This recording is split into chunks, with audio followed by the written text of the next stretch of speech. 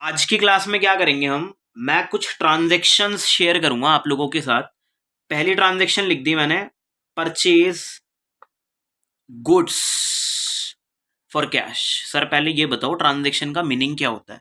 Transaction का मतलब होता है लेन देन, जो कि बिजनेस का एक फीचर है।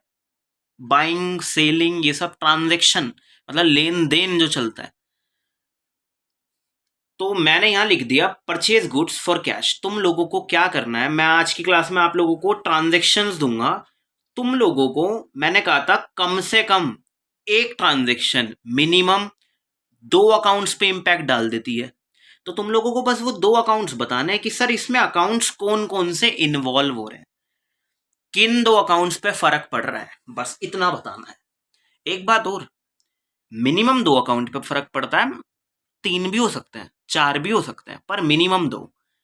मैं आप लोगों के साथ ना, देखो आप लोगों के साथ तो खैर क्या, एक चैलेंज कर लेते हैं छोटा सा। कोई ऐसी ट्रांजैक्शन सोच के बताना, कमेंट करना, जो सिर्फ एक अकाउंट पे फर्क डालेगी। दिमाग लगाओ। देखो हमारी बातों पे यकीन मत करो कि कम से कम 2 होता है। खुद से दिमाग लगाओ यार, ऐसी कोई ट्रांजैक्शन है? ठीक है, सोचना कि जो सिर्फ एक अकाउंट इन्वॉल्व करे। तो देखो अकाउंट्स इन्वॉल्व करने का मीनिंग क्या है यार। परचेज कर लिए ना गुड्स, गुड्स का मतलब वो सामान जो मैं रीसेल पर्पस के लिए खरीद रहा हूं, आगे जाके सेल करूंगा, उसे कहूंगा गुड्स। स्टेशनरी वालों के लिए ये पेन पेंसिल्स हो जाती हैं, वो खरीदते हैं आगे बेचते हैं, ठीक है ना। तो गुड्स का मीनिंग ये है जिस चीज का तुम्हारा बिजनेस है, ठीक है। तो परचेज गुड्स, अगर सामान खरीद लिया ना, मैंने कहा था गुड्स परचेज करने का एक अकाउंट होता है, और वो होता है परचेज अकाउंट। तो एक तो उस पर फर्क पड़ गया, ठीक है, मेरी परचेजेस बढ़ गई। कह रहा कैश में खरीदा है, तो दूसरा अकाउंट कौन सा इन्वॉल्व करोगे? Cash account. ब्रिटिश अप्रोच जब हमने सीखी थी तो उन्होंने कहा था जो भी टर्म होती है उसके आगे अकाउंट लगा देना। तो कैश नहीं, मेरा कैश अकाउंट, उसमें कितना बैलेंस है, समझ पा रहे हो ना। तो बस 2 अकाउंट इन्वॉल्व हो गए, ऐसे 2 अकाउंट्स निकलवाने हैं आज की क्लास में तुम्हें, ठीक है भाई। तभी क्लास का नाम रख रखा है आज का सेशन जो है, एक वार्म अप सेशन है। जनरल एंट्री तो सीख लेंगे, उससे पहले कुछ कुछ स्टेप्स ले लो छोटे छोटे से, जिससे सिंपल हो जाए। तो सेकंड ट्रांजैक्शन पे चलें। ट्रांजैक्शन नंबर सेकंड हो गई हमारी, सोल्ड कर दिया मैंने अब की बार। भाई जब सामान खरीदा होगा तो आगे बेचेंगे भी। सोल्ड गुड्स फॉर कैश, इसका मीनिंग पता करो पहले क्या होता है। सामान को क्या कर दिया, सेल कर दिया कैश में। तो एक तो कैश अकाउंट पे फर्क पड़ेगा, क्योंकि कैश अकाउंट इस केस में इंक्रीज हो जाएगा। वो बात अलग है जब सामान खरीद के लाते हैं तो कैश डिक्रीज हो जाता है, ठीक है। मैंने कहा था जिस तरह से गुड्स खरीदने का एक अकाउंट है, जब आप गुड्स परचेज करते हो तो परचेज अकाउंट, और गुड्स को सोल्ड करते हो तो सेल्स अकाउंट। आपकी सेल्स भी बढ़ गई, आपका कैश भी बढ़ गया। ऐसी ट्रांजैक्शन बहुत बेनिफिशियल होती है बिजनेस के लिए। देख रहे हो दोनों इंक्रीज हो गया। सेल्स बढ़ना ना प्रॉफिट होता है, फायदा होगा, हमारी सेल बढ़ेगी ज्यादा तो, ठीक है भाई। तो सोल्ड गुड्स फॉर कैश। चलो भाई तीसरी ट्रांजैक्शन पे आ जाते हैं। अब की बार थोड़ी सी अलग दूंगा मैंने कर दिया यहाँ परचेज फर्नीचर। हमने फर्नीचर खरीदा है फॉर कैश। कैश में हमने क्या खरीद लिया, फर्नीचर। आप लोगों का पहला काम यह है कि ट्रांजैक्शन आ गई तो अकाउंट्स इन्वॉल्व करना सीखो। कौन से 2 अकाउंट आने वाले हैं यहाँ पे जिन पे फर्क पड़ेगा? बहुत सिंपल है, एक तो कैश अकाउंट, क्योंकि कैश में खरीदा है सामान, ठीक है। अच्छा ये बता दो कैश क्या होगा, डिक्रीज होगा, मतलब नीचे की साइड रॉकेट बनाऊं या ऊपर की साइड? सामान खरीद रहा हूं, फर्नीचर खरीद रहा हूं, कैश हो गया डिडक्ट। एक तो कैश अकाउंट पे फर्क पड़ेगा। दूसरा ना, कुछ बच्चे कहेंगे कि सर परचेज अकाउंट, पर कुछ कहेंगे फर्नीचर अकाउंट। आप लोग ना खरीद रहे हो तो परचेज, पर खरीद तो अब की बार एक फर्नीचर रहे हो तो फर्नीचर अकाउंट आएगा। सर क्यों परचेज क्यों नहीं आ रहा अब की बार? ट्रांजैक्शन में भी परचेज दे रखा है भाई, इसके आगे तो अकाउंट नहीं लगाते। फर्नीचर खरीद रहे हो ना तो आपका फर्नीचर अकाउंट बढ़ गया और कैश अकाउंट कम हो गया। परचेज इसलिए नहीं आया, गुड्स थोड़ी ना खरीद रहे हो, गुड्स खरीदते तो आता है परचेज। समझ पा रहे हो भाई? फर्नीचर खरीद लिया तो एक फर्नीचर का एसेट बन गया आपका। गुड्स थोड़ी ना ये हमारा, गुड्स खरीदने का अकाउंट होता है परचेज। समझ पा रहे हो भाई? थोड़ा बहुत आ रहा है समझ में? चलो भाई फोर्थ ट्रांजेक्शन पे मूव ऑन कर जाते हैं। नेक्स्ट परचेज, परचेज करा हमने कंप्यूटर फॉर कैश, कैश में हमने कंप्यूटर खरीद लिया। बताओ जरा कौन से दो अकाउंट इन्वॉल्व होंगे इस ट्रांजेक्शन के अंदर? एक तो कैश अकाउंट, बताओ क्या होगा कैश है? Decrease, yes. परचेज अकाउंट नहीं आएगा, कंप्यूटर अकाउंट आएगा, क्योंकि आपने कंप्यूटर खरीद लिया तो आपके कंप्यूटर जो अकाउंट होंगे ना वो इंक्रीज हो गए होंगे। फॉर एग्जाम्पल मेरे पास ना, मेरे ऑफिस में बस 2 कंप्यूटर थे, कंप्यूटर अकाउंट कितना बैलेंस शो कर रहा था? सिर्फ 2 कंप्यूटर्स। अब एक और खरीद लिया तो कंप्यूटर अकाउंट इंक्रीज हो गया मेरा, नॉट परचेज अकाउंट, क्योंकि आपको क्या पता मेरा ये इस चीज का ही बिजनेस है। जब गुड्स खरीदूंगा तो परचेज अकाउंट, ठीक है। नेक्स्ट आ जाओ, अब की बार मैंने कर दिया यहां purchase, purchase goods, purchase goods from, से, किससे खरीदे? रवि से। इस ट्रांजैक्शन में 2 अकाउंट्स इन्वॉल्व करवाओ फिर से। बहुत सिंपल है, अब की बार सामान खरीद रहे हो और वो सामान जो आगे जाके सेल करोगे, यानी कि गुड्स, गुड्स खरीदने का एक अकाउंट है हमारे पास, परचेज अकाउंट, वो तो आना ही आना है, ठीक है। परचेज अकाउंट मेरा बढ़ गया, ठीक है, परचेजेस बढ़ गई हमारी। बेटा अब की बार ना कैश में नहीं खरीद रहे, क्योंकि नाम दे दिया। तुम नाम क्यों लिख रहे हो? क्योंकि शायद तुम्हें इसको पैसे देने हैं। जब नाम आ जाता है ना तो क्रेडिट पे चली जाती है ट्रांजेक्शन, मतलब उधार पे। देखो कैश तो आया ही नहीं कहीं यहाँ पे, तो फिर अब की बार तुम्हें रवि अकाउंट लिखना पड़ेगा यहाँ, क्योंकि रवि को पैसे देने हैं। रवि हमारे लिए है क्रेडिटर, क्योंकि मुझे पैसे देने हैं, क्योंकि मैं सामान खरीद के लिए आया और मैंने कैश तो दिया ही नहीं, क्योंकि कैश तो आ ही नहीं रहा यहाँ। तो रवि को मुझे पैसे देने हैं, तो मेरी लायबिलिटी भी क्या हो गई? बढ़ गई। रवि मेरी क्या है? लायबिलिटी है मेरी। तो रवि अकाउंट लिखोगे आप लोग, नॉट कैश अकाउंट। तुम्हारी लायबिलिटी वाला अकाउंट बढ़ गया एक, और तुम्हारा सामान खरीदने वाला अकाउंट बढ़ गया, ठीक है। चलो नेक्स्ट ट्रांजेक्शन पे आ जाओ। फिर से करा मैंने परचेज गुड्स, सामान खरीदा, फ्रॉम, अब की बार कर दिया दोबारा से वही रवि, और आगे कर दिया मैंने for cash.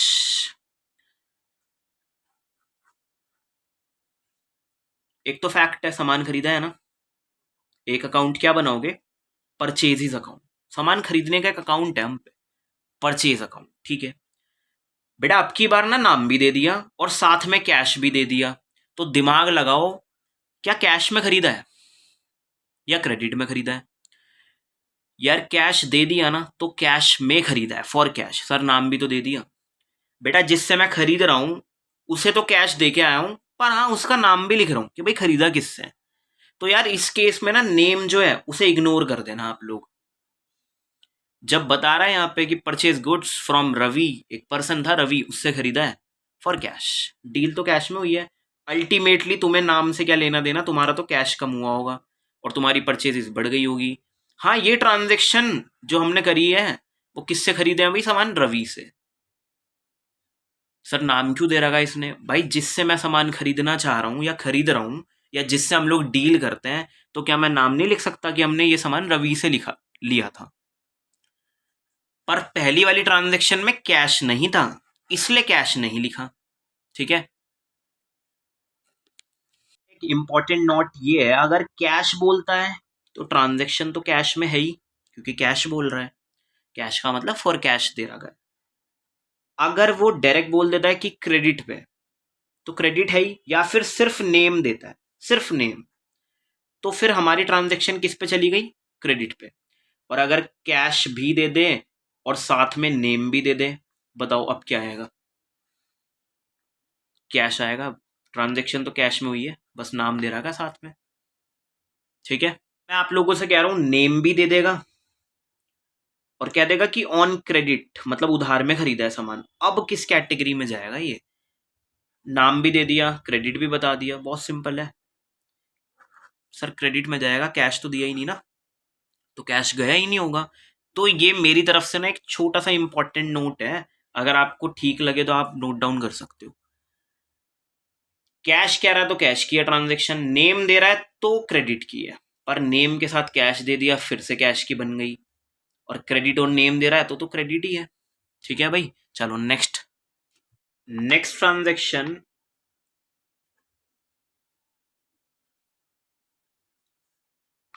Purchase goods on credit. अब आप लोग बताओगे मेरे को, ये परचेज गुड्स ऑन क्रेडिट, बताओ भाई, पहला अकाउंट बताओ क्या इन्वॉल्व होगा। बिल्कुल सही है, गुड्स तो खरीदे है ना, परचेज तो करें, तो परचेज अकाउंट, गुड्स खरीदने का एक अकाउंट है हमारे पास। पर बेटा अगर फर्नीचर खरीदता तो फर्नीचर लिखते हैं आप लोग। कह रहा है ऑन क्रेडिट, कैश का कहीं से कहीं तक नाम नहीं है, नाम होगा भी क्यों जब वो कह रहा है ऑन क्रेडिट। क्रेडिट का सिंपल मीनिंग है उधार, उधार पे खरीदने का मतलब है मेरी लायबिलिटी, मुझे पैसे देने पड़ेंगे, जिनको देते हैं ना उन्हें क्रेडिटर कहते हैं हम। तो क्रेडिट से ही वर्ड बना देना क्रेडिटर, नाम दिया नहीं ना यहाँ पे। अभी तक क्या दे रखा था, राम दे रखा था, कुछ भी नेम दे रखा था, नहीं दिया तो क्रेडिटर अकाउंट, मुझे तो पता नहीं किसको देना है पैसे, पर देना है, तो मेरे क्रेडिटर्स बढ़ गए, मेरी लायबिलिटी बढ़ गई, क्योंकि भाई मैंने परचेजेस भी तो बढ़ा ली अपनी। मैं कह रहा हूँ ना, दो जगह इम्पैक्ट तो पड़ना ही पड़ना है, ऐसी कोई ट्रांजेक्शन ही नहीं है, मिनिमम दो जगह तो इम्पैक्ट पड़ेगा। अगर तुम सामान खरीद के लाए हो, तुम कैश नहीं दे रहे, तो तुम अपनी लायबिलिटी बढ़ा रहे हो। चलो भाई नेक्स्ट वाली ट्रांजेक्शन पे आ जाओ। अब की बार है परचेज, परचेज करा हमने फर्नीचर। अच्छा एक बात और, वार्म अप का मीनिंग ना ये होता है कि आप कुछ ऐसा परफॉर्म कर रहे हो, उसके बाद आगे आने वाले सेट्स या फिर कुछ भी बढ़िया करके लग जाएंगे, तो भाई ये वार्म अप ही है। ये परचेज के देख रहे हो आप लोग सारे करा रहा हूँ, ऐसी सेल्स के, मतलब कोशिश करूंगा हेल्पफुल रहे वीडियो, ठीक है ना, टाइम वेस्ट ना हो बिल्कुल भी। परचेज फर्नीचर, फर्नीचर खरीद लिया फ्रॉम राम एंड कंपनी से, कंपनी से खरीद लिया, बस इतना बता रहा है, करो भाई इसे, purchase furniture from Ram and company, ठीक है, कंपनी का नेम दे दिया, बिल्कुल सही है सर। अब की बार ना फर्नीचर खरीदा है, तो एक तो फर्नीचर अकाउंट पे फर्क पड़ जाएगा, तो फर्नीचर अकाउंट मेरा हो गया, बढ़ गया मेरा। पर यार ये अकाउंट्स ना ऐसे ही नहीं बढ़ते, या तो कैश जाएगा तुम्हारे पास से, या तुम अपनी लायबिलिटी बढ़ा लोगे। तो देखो राम से खरीदा है, अभी तक ऐसा था, अब की बार कह दिया राम एंड कंपनी से खरीदा है तो नाम ही बस कंपनी का नाम है, कैश तो गया नहीं ना, तो तुम लोग लिखोगे राम एंड कंपनी को देना है पैसे, तो राम एंड कंपनी अकाउंट भी बढ़ गया आप लोगों का। सिंपल बताऊं तो ये क्रेडिटर है भाई आप लोगों को। सर क्रेडिटर क्यों नहीं लिखवा रहे फिर, क्योंकि नाम दे रखा है तो नाम लिखो, ज़्यादा प्रीफर। एक तरफ तुम्हें अब क्लियर हो गया ना, देखो क्लियर हो गया, क्रेडिटर कौन है हमारा, ये है भाई राम एंड कंपनी, इनको देना है पैसे, अगर नाम है तो फिर नाम लिखो। नेक्स्ट है भाई गुड्स, गुड्स को आपने करा है सोल्ड, गुड्स सोल्ड टू हरी। तो बहुत सिंपल है, गुड्स सेल करने का ना एक अकाउंट है हमारे पास, सेल्स अकाउंट पे फर्क पड़ गया, हमारी सेल्स बढ़ गई। पर प्रॉब्लम ये है कैश नहीं आएगा, क्योंकि नाम दे रखा है, आपने किसको सामान बेचा है, हरी को। सिंपल बताऊं तो यार हरी ना हमारा एक कस्टमर है, इसको सामान बेच दिया, तो मुझे इससे पैसे लेने हैं, मतलब ये मेरा क्या है फिर, अब की बार डेटर है, मुझे इससे पैसे लेने हैं हरी से। बताओ इसे इंक्रीज करूं, रॉकेट बताओ, ऊपर की साइड उड़ाऊं या नीचे की साइड, ऊपर की साइड। मेरे जो डेटर है वो बढ़ गए, मुझे पैसे लेने हैं इससे, मेरा एसेट बढ़ गया, क्योंकि मैंने सेल भी तो कर रही है ना, इस वजह से। तो कैश नहीं आएगा क्योंकि आपने कैश में सेल नहीं करी। अच्छा सेम ट्रांजेक्शन और इसके आगे कर दूं फॉर कैश, तो क्या करोगे,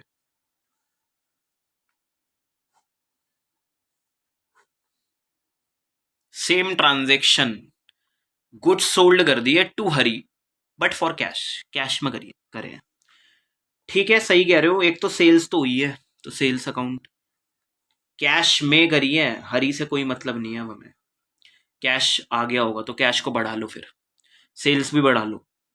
तो सर नाम क्यों दे रखा है, क्या मैं अपने कस्टमर का नाम नहीं लिख सकता कि मैं हरी को सामान दे रहा हूं तो हरी का नाम लिख लूं, लिख सकते हैं, पर हरी इंक्रीज नहीं होगा अब, क्योंकि हरी ने मेरे को कैश दे दिया, हरी ने मेरे को क्या दिया है, कैश दिया है, ठीक है। तो अल्टीमेट तो कैश पे फर्क पड़ा, तो आप हरी क्यों लिखोगे फिर? समझ पा रहे हो भाई? में करेंगे दो ट्रांजेक्शन को, ठीक है। तो विड्रॉ, विड्रॉ का मतलब निकालना। क्या निकाला हमने? कैश निकाला है। फ्रॉम माने से,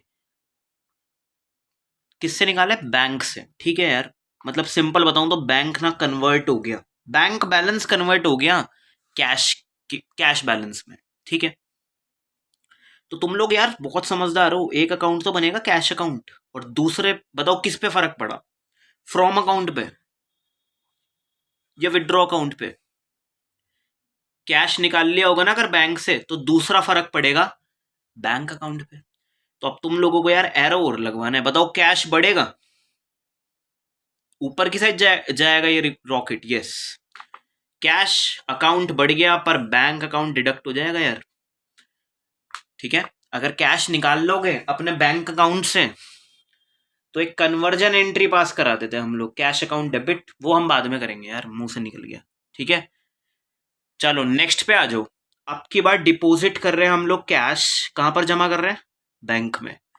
आप लोग समझ पा रहे हो? देखो पहले एरो कैसा था यार, बैंक कन्वर्ट हो रहा था कैश में, रीजन था कैश का रॉकेट हमने ऊपर साइड करा, अब कैश डिपॉजिट हो रहा है बैंक में। तो तुम लोग फिर से बहुत ज्यादा समझदार हो, एक तो बैंक अकाउंट पे फर्क पड़ गया, बैंक बैलेंस बढ़ जाएगा, पर कैश तो जमा कर लेगा बैंक, तो कैश तो कम हो गया, ठीक है। ऐसी ट्रांजेक्शन को कहते हैं कन्वर्जन एंट्री, कहते हैं हम लोग, मतलब कन्वर्जन, ट्रांसफर, ठीक है।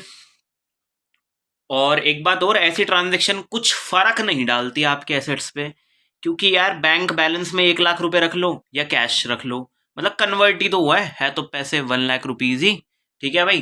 तो नेक्स्ट ट्रांजेक्शन पे आ जाओ अब आप लोग। पेड सैलरी, हमने सैलरी दी है, ठीक है, और रिसोर्स है या मीडियम है कैश का, पेड सैलरी फॉर कैश।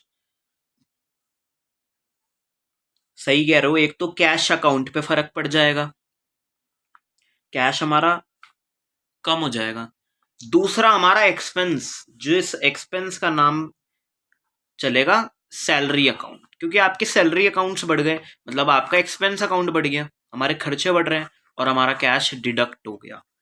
समझ पा रहे हो ना?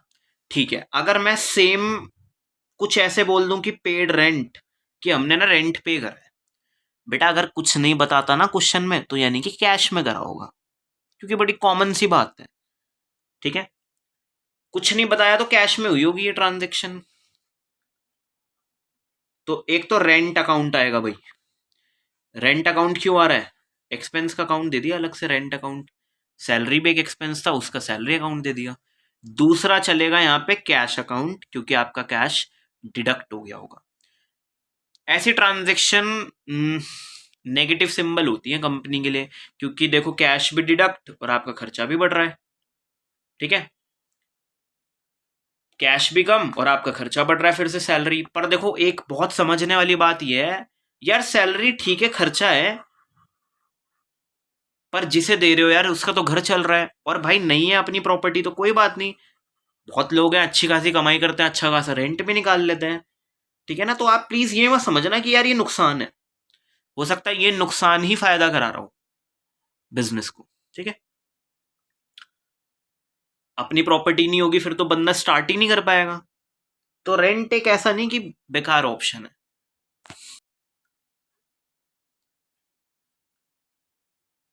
कमेंस्ड, कमेंस्ड का मीनिंग होता है स्टार्ट करना। कमेंस्ड बिजनेस, बिजनेस स्टार्ट हुआ है विद कैश, कैश से। अब ये ना यार पहली ट्रांजैक्शन होती है किसी भी बिजनेस की, क्योंकि सबसे पहले तो बिजनेस क्या किया जाएगा, स्टार्ट किया जाएगा।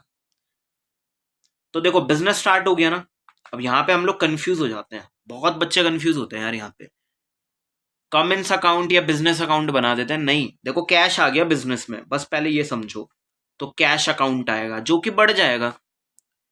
बिजनेसमैन अलग है और बिजनेस अलग है, तो बिजनेसमैन कैश में कैश डाल रहा है बिजनेस के अंदर, तो कैश बढ़ गया। तुम लोग बिजनेस का अकाउंट बना रहे हो, बिजनेसमैन का नहीं बना रहे। अच्छा, अब दूसरी चीज बहुत ध्यान से समझना, वो कैश जो मैं बिजनेस में लगा देता हूं उसे तो कैपिटल कहते हैं। तो दूसरा चलेगा कैपिटल अकाउंट, वो भी बढ़ गई आप लोगों की। ठीक है, तो कमेंस जब बिजनेस होगा विद कैश तो कैश आ गया और कैपिटल आ गई, पहली ट्रांजेक्शन। चलो भाई, अब एक ये करके दिखाओ, ये सोल्ड ये करके दिखाओ। ये टाइपराइटर सोल्ड करा है हमने फॉर कैश। ये ट्रांजेक्शन करके दिखाओ, सोल्ड फॉर कैश। बताओ पहला अकाउंट और दूसरा अकाउंट। पहली चीज कैश में करा है ना, तो कैश पे फर्क पड़ गया होगा, तो कैश अकाउंट आएगा। दूसरा सेल्स अकाउंट नहीं आएगा, क्योंकि गुड्स बेचने का अकाउंट होता है वो तो, ये गुड्स थोड़ी ना है, ये तो आपका एक एसेट है। होता क्या है, मेरे बिजनेस में ना कुछ टाइपराइटर रखे हुए थे यार ओल्ड, तो मैंने उन्हें कर दिया सोल्ड, क्योंकि अब टाइपराइटर का यूज है नहीं। तो टाइपराइटर मेरा एसेट वो नहीं है, गुड्स, मैंने तो क्या एसेट को बेच दिया। तो भाई यहां पर चलेगा फिर typewriter account. Typewriter account deduct हो गया मेरा, उसकी वजह से ही तो कैश इंक्रीज हो गया मेरा, कन्वर्ट हो गया। ठीक है भाई, आपको क्या पता आपके टाइपराइटर गुड्स हैं, गुड्स होता तो सेल्स आता।